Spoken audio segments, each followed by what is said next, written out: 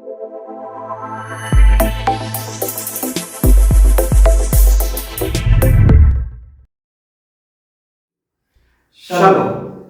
Lanka gospel YouTube channel එක ඔස්සේ අපි ඔබ එක්ක නැවතත් ඇවිල්ලා ඉන්නවා. අපි අද දවසේදී කතා කරන්න යන්නේ ඇත්තටම මොකක්ද කිව්වොත් අද මේ රමේෂ් අපි දකිනවා අද ලංකාව වගේම ලෝකයේ කියන එක වියවුල් ස්වභාවයකට පත් වෙලා තියෙනවා. ගොඩක් මිනිස්සු කලබල වෙලා තියෙනවා. හරිම අසහනකාරී වෙලා තියෙනවා. ඉතින් ඇත්තටම අපි දකිනවා දෙවියන් වහන්සේ කියනවා මේ මුළු පොළොවත් මේ පොළොවේ පූර්ණකමත් උන්වහන්සේට අයිතියි. උන්වහන්සේ කියනවා උන්වහන්සේ නොදැනුවත්ව මේ පොළොව තුල කිසි දෙයක් සිද්ධ වෙන්න යන්නේ නැහැ කියලා. එහෙනම් දෙවියන් වහන්සේ මේ පොළොවේ සිද්ධ වෙන සෑම දෙයක්ම දකින්නවා නම් එහෙනම් උන්වහන්සේ මේ වෙන දේවල් උන්වහන්සේ වෙන්න ඉඩ හැරලා තියෙනවා. එහෙනම් උන්වහන්සේ මේක වෙන්න ඉඩ හැරපු එක තුල අපි දකින හැමතිස්සෙම යහපතක් තියෙනවා. එහෙනම් දෙවියන් වහන්සේ අද ලංකාවේ මෙවැනි තත්වයක් උදා වෙමින් තියෙන කාලයක පවා එහෙනම් දෙවියන් වහන්සේ මේකේ පවා යහපත් අරමුණක් උන්වහන්සේ කියලා තියෙනවා. ඉතින් ඇත්තටම අපි ඇදහිලිවන්තයන් ලෙස අපි අද දවසේදී ඕගොල්ලෝ එක බෙදා ගන්න යන්නේ මේ ඇති වෙලා තියෙන මේ අසහනකාරී නැත්තම් මේ උද්දමන වේගය නැත්තම් රටේ ඇති වෙලා තියෙන තත්ත්වය අපි සලකා බලද්දී මේක තුලින් අපිට දෙවියන් වහන්සේගේ වචනේ වඩා හොඳට තේරුම් ගැනීමේ හැකියාව අපිට ලැබිලා තියෙනවා. ඉතින් අද දවසේදී අපි මේ කතා කරන්න යන්නේ ඔබ බලපුවම අද රටේ ඉන්න ගොඩක් සමස්ත ජනතාවම ඉල්ලන එක දෙයක් තියෙනවා. නිදහස අරගෙන. රමේෂ් ඒක මොකක්ද ඉල්ලන්නේ? නිදහස. ඇයි මිනිස්සෙක් නිදහස හොයන්නේ රමේෂ්? මිනිස්සෙක්ට නිදහසකින් තියෙන වැදගත්කම මොකක්ද? මොකද හැම මිනිස්සෙක්ම මේ අරගලේ හැම දිනෙකම මිනිස්සු ඉල්ලන්නේ නිදහසක්. මිනිස්සු බලාපොරොත්තු වෙනවා ඒ කියන්නේ නිදහසක් තිබිලා කියලා හිතනවා නේ. මොකක් හරි තිබිච්ච දෙයක් දැන් නැති වෙගෙන යන ගතියක් මිනිස්සුන්ට තේරෙලා තියෙනවා. නැත්තම් මෙච්චර කාල කතා නොකර ඉඳලා දැන් කතා කරන්න අරන් තිනවා. මොනවා හරි මොනවා වුණත් අපි දකිනවා මිනිස්යන් මේ සමාජය තුල ලොකු ගැටුම් වර්ගයක් තියෙනවා. කියන්නේ එන්න සමාජයේ විදවැටීමක් තියෙනවා. අපි බැලුවොත් එහෙම නීතියට පවා ගරු කිරීමක් නැහැ. පොලිසියට පවා ගරු කිරීමක් නැහැ. ඒකට සමහරවිට ඒ සිටින පාලකයන් මේ බලය තියෙන මිනිස්යන්ගේ අඩුපාඩුකම් තියෙනවා. හැබැයි මේ දේවල් නිසා මිනිස්යන් අතර වෙලා තියෙන නීතිය කඩාවැටීමක්, සමාජයේ කඩාවැටීමක් මේ නීතියත් එක්කම ඇත්තටම දකිනවා.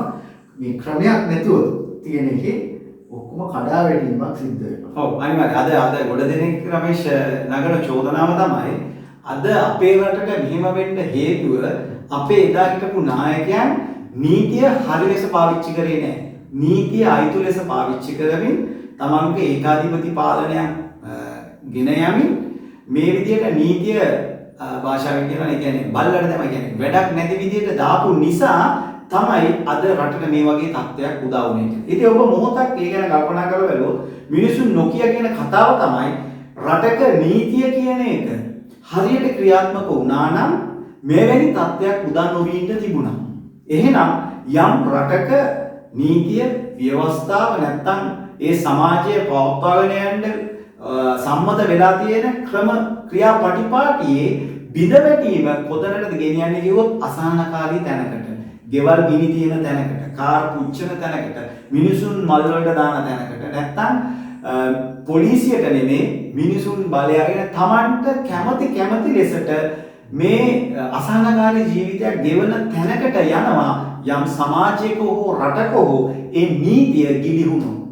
ඉතින් අද අපි දවසේදී කතා කරන්න යන්නේ දෙවියන් වහන්සේගේ වචනේ මේක මෙහෙමමද කියලා. මොකද අද අපි දකිනවා ගොඩ කිතුණු කියන්න උත්සාහ කරනවා අද දෙවියන් වහන්සේගේ ව්‍යවස්ථාවක් මේ පොළොවේ නැහැ. නැත්නම් දෙවියන් වහන්සේගේ ව්‍යවස්ථාව අද අපිට අදාළ නැහැ. අද අපි අලුත් ජීවිසුමේ පිරිසක්. නැත්නම් මේ නීති මාලාව අපිට අදාළ නැහැ. අපිට කිසි දෙයක් අදාළ නැහැ. අපිට දෙවියන් වහන්සේ නිදහස් කෙරුවා.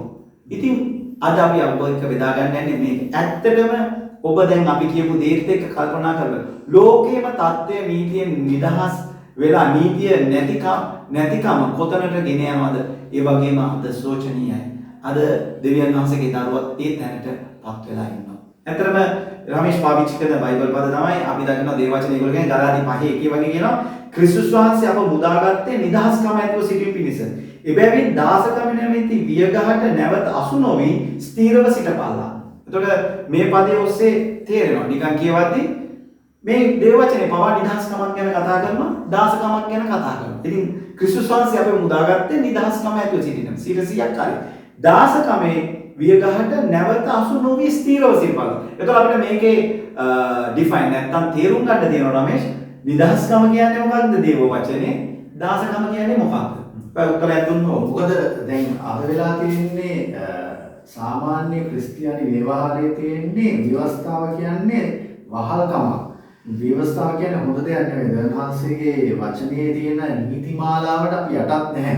ඒ කියන්නේ අපිට ඒක අදාළ වෙන්නේ නැහැ. ඒක යේසුස් වහන්සේගෙන් පස්සේ මේක ඉවරයි කියන අදහස තියෙනවා. ඇයි එහෙම කියන්නේ? ඒක වරක්, ඒක හොඳ නැහැ කියන අදහසක් තියෙනවා. එහෙම කියනවා නම් අපි මේක පොඩ්ඩක් හිතලා බැලුවොත් දෙවියන් වහන්සේ මිසරයෙන් ගලවාගත්ත වහල්ලු ටිකකට දෙවියන් වහන්සේ සීනායි කන්දේ නැවතත් වහල්කමක් දුන්නා කියන ප්‍රශ්නේ තියෙනවා. මොකද දෙවියන් වහන්සේ විවස්ථාව නැත්තම් වචනය තුලින් නැවතත් වහල්කමකට ගෙනිච්චද කියන ප්‍රශ්නේ තියෙනවා. මොකද දෙවියන් වහන්සේ එහෙම දෙයක් කළා නම් අර වහල්ලු ටික මුදාගත්ත අපරාධය. මොකද වහල්කමකින් මුදාගෙන තවත් වහල්කමකට අරන් ගියා. දැන් හැබැයි දෙවියන් වහන්සේගේ වචනය බැලුවම හැබැයි මේක නෙමෙයි කතා කරන්නේ. වහල්කම කියන්නේ හැමතිස්සෙම අපි දකින්න විදිහට පාපේ. පාපේ තමයි වහල්කම. වහල්කමෙන් නිදහස් කරගත්තම දෙවියන් වහන්සේගේ වචනය පෙන්නනවා මේ ආකාරයට තමයි අපි ජීවත් වෙන්නේ කියලා. මේක බැලුවොත් එහෙම යාකෝබ්තුමා කියනවා යාකෝබ් 1 අපි 22 ඉඳන් කියවුවොත් නුඹලාම රවටා ගනිමින් වචනය අසන්නෝ පමණක් නොවි එය පිළිපදින්නෝ ඇල්ලා. ඒතකොට මේ වචනය කිව්වම අපි හිතන්න ඕන මේ යාකෝබ් කියනකොට වචනය කියලා කියන්නේ දේව වචනය හැටියට තියෙන පරණ ගිවිසුම. අපි පරණ ගිවිසුම කියන එක තමයි වචනය හැටියට තියෙන්නේ. මොකද අලුත් ගිවිසුමක් තියෙන්නේ යාකෝබ් තුමාලට ගොඩක් කාලයකට පස්සේ.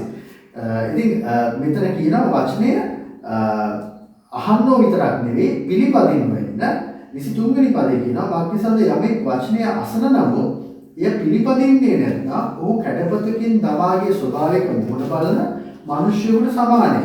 වාක්‍යසන්ද ඔහු තමාම බලාගනිමින් සිට අහක්ව ගිය කල තමා කිබඳු මිනිසෙක්ද සිටියේදයි එවෙලෙම මතක නැති කරයි.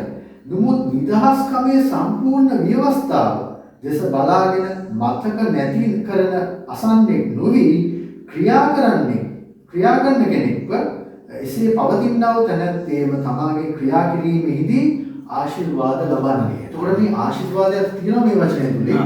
ඒක නිදහස්කමේ ව්‍යවස්ථාව කියලා යාකෝබ්තුමා කියනවා. මේ නිදහස්කමේ ව්‍යවස්ථාව අසන්න වෙන්න එපා, පිළිපදින්න ඕන කියලා යාකෝබ්තුමා කියනවා. මේක ගීතාවලත් කියනවා. ගීතාවල අපි ගීතාවල 119:45 කියනවා. දාවිත්තුමා කියනවා මම නිදහස් ලෙස හැසිරෙන්නේමි මක්නිසාද ඔබගේ නියෝග සෙවිමි. ඇයි දාවිත්තුමා නිදහස් ලෙස හැසිරෙන්නේ? දෙවියන් වහන්සේගේ නියෝග නැත්නම් වචනය, ටෝර එක ව්‍යවස්ථාව සොයපු නිසා එතනින් යාට නිදහස ලැබුණා කියලා. ඉතින් දේව වචනේ අපිට නිදහස කියන එක මේ විදිහට නිර්වචනය කරද්දී අපි ඇයි දේව වචනය වහල්කමක් විදිහට දාගත්තේ? රමේෂ් කිව්වා වගේ. එහෙනම් ඊශ්වර ජනතාව තමයි ඉන්න දුක්ඛිතම ජනතාව. පාරාවුගෙන් දුක්ඛිතලා ඇවිල්ලා දෙවියන් වහන්සේ දැන් උඹලා තවත් දුක්ඛිතපන් කිව්වා වගේ තවත් පහල්කමකට පැමිණෙවුවා වගේ. උන්වහන්සේ එහෙමද කරේ. නමුත් දේව වචනේ අපිට කියනවා දාවිත්තුමා කියනවා නිදහස් ලෙස හැසිරෙන්නේ මක්නිසාද මම ඔබ වහන්සේගේ නියෝග සෙවිමි. එහෙනම් දෙවියන් වහන්සේගේ වචනය තුල තියෙන්නේ මොකද්ද කිව්වොත් සැබෑ නිදහස. ඒක තමයි අපි දකින්නේ යාකෝබ්තුමා කිව්වේ යාකෝබ් 1:25 අපි බැලුවේ නිදහස්කමේ ව්‍යවස්ථාව. මේ නිදහස්කමේ ව්‍යවස්ථාව තුළ ආශිර්වාදෙ තියෙනවා. එහෙනම් රමේෂ්.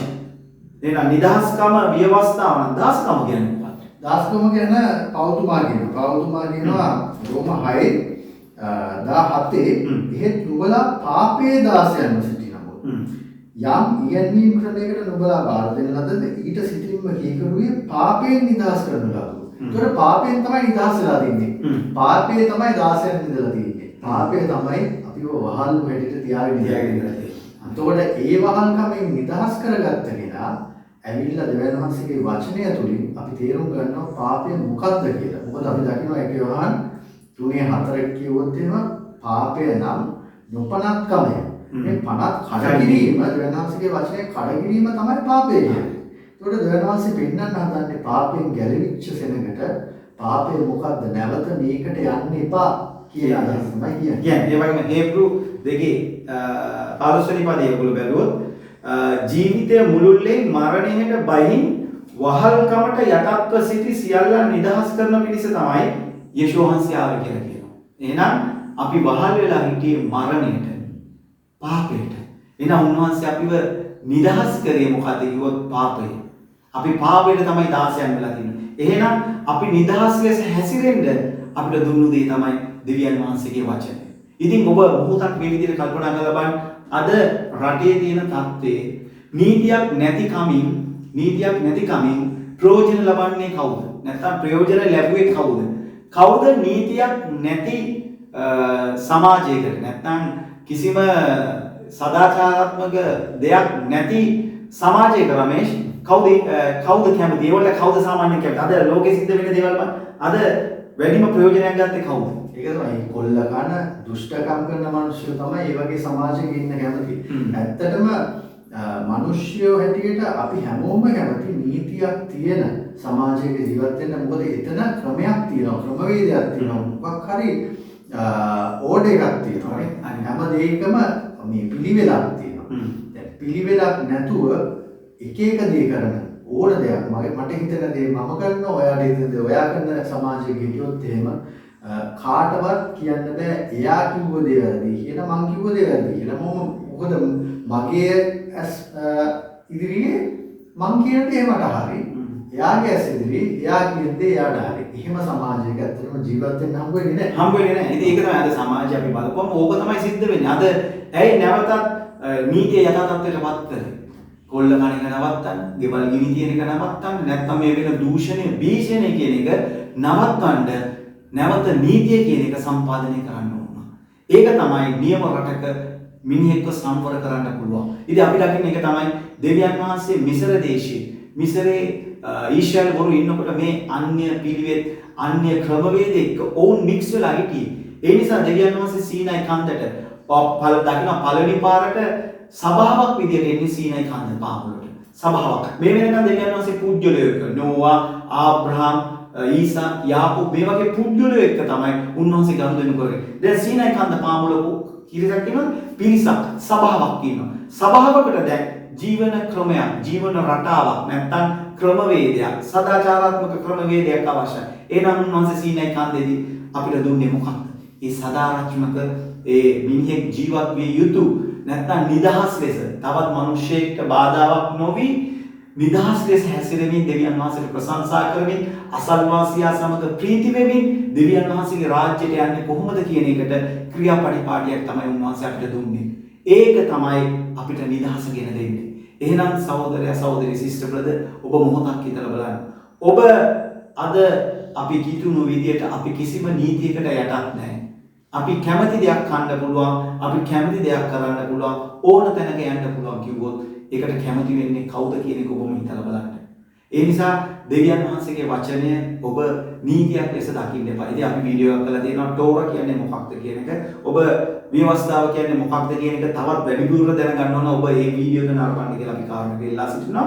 ඉතින් ඔබ හිතන්න එපා දෙවියන් වහන්සේගේ වචනය ඔබව ඇද බැඳ ගන්න නැත්නම් බැඳලා තියාගන්න දීපු දෙයක් කියලා. දැන් දේව වචනේම සහ ලෝකයේ සිද්ධ වෙන ලංකාවේ සිද්ධ වෙන දේ අනුව ඔබට බලන්න පුළුවන් රටක නීතියක් තියෙන්නේ ඇත්තටම යහපත පිණිසයි. නීතියක් නැතුව ගියොත් මොකද වෙන්නේ? නීතියට අකමැති කවුද කියන එක. නීතියට අකමැති වෙන්නේ මොන වගේ පිරිසක්ද කියන එක. ඉතින් දෙවියන් වහන්සේ ඔබටයි මටයි ඊශ්‍රායල් පවුලට කැඳෙව්වේ ඒක තුල ජීවන රටාවක් තියෙනවා. ඒක අද මේ වගේ දේවල් කරගන්න නෙමෙයි උන්වහන්සේ දෙන්නේ. උන්වහන්සේ දන්න මනුෂ්‍යයා නීතියක් නැතුව ගියොත් මොකද වෙන්නේ කියලා. ඒ නිසා හැමතිස්සෙම නීතියක් තියෙන තැන තමයි නිදහස්කම තියෙන්නේ. නීතියක් නැතිකම තියෙන්නේ වියවුල්කම සහ අධර්මිෂ්ඨකම. ඒ නිසා අපි දෙවියන් වහන්සේට ස්තුති කරන්න ඕන කාරණයක් තමයි ඒක තමයි අපි දැන් යාකෝබ් පොත අරින යාකෝබ් පොතේ යාකෝබ් තුමා කියන්නේ මේක අසන්නෝ පමණක් නොවි ක්‍රියා කරන්න වුණොත් ඒකේ ආශිර්වාදය තියෙනවා.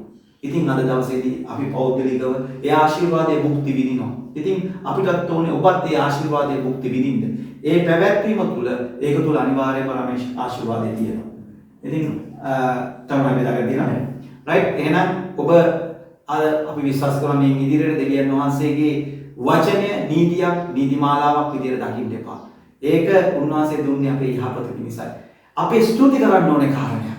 මොකද නීතියක් අපිට නැතුව ගියොත් අපි කවදා හරි දෙවියන් වහන්සේ යන රාජ්‍යයේ අපි උන්වහන්සේ කැඳවන රාජ්‍යයේ උන්වහන්සේගේ ව්‍යවස්ථාව වෙන්න යන්නේ මේ දේව වචනය. මේක තමයි අද අපේ රටේ ව්‍යවස්ථාව වගේ අපේ ඊශ්වර රාජ්‍යයේ ව්‍යවස්ථාව වෙන්න යන්නේ මේ දේව වචනය. ඉතින් ඔබයි මායි මේ ඉන්න ලෝකෙ තුලම දෙවියන් වහන්සේගේ රාජ්‍යයේ කටයුතු කරන්න උන්වහන්සේ අපිට මේ වචනය දීපු එකට අපි කොච්චරනම් දෙවියන් වහන්සේට ස්තුති කරන්නේ. ඔබව මාව ඒ අධර්මිෂ්ඨකමෙන් නැත්තම් ඒ වියවුල්කමෙන් බේරුවේ දෙවියන් වහන්සේගේ වචනයයි. ඉතින් අපි බලාපොරොත්තු වෙනවා ඔබ නැවතත් මේ ගැන කල්පනා කරලා බලන්න.